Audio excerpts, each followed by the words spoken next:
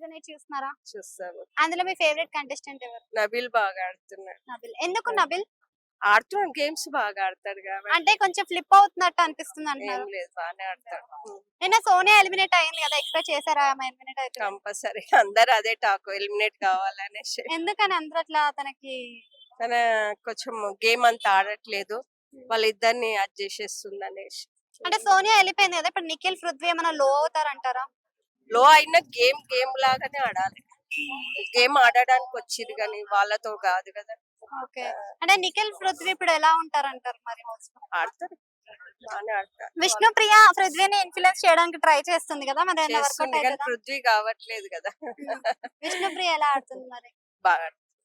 యష్మి యష్మి కూడా బాగా ఆడుతుంది. సీత క్లీన్ చీఫ్ అయింది కదా, మరి చీఫ్ గా తను కంటిన్యూ అవ్వే ఛాన్స్ ఉందా?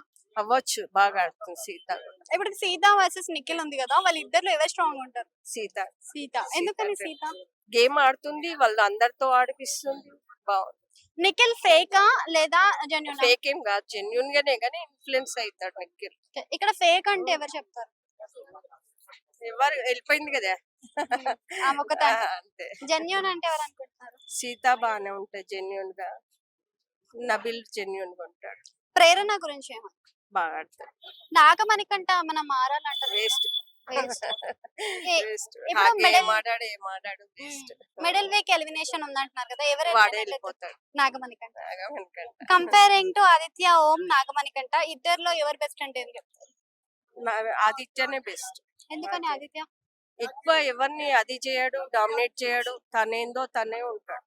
నిన్న నైనిక సోనియాకి ఓట్ చేసింది కదా ఉండడానికి, అలా ఎక్స్పెక్ట్ చేశారా నైనిక నుంచి ఆమె ఓట్ చేస్తుందని? అనుకోలేదు.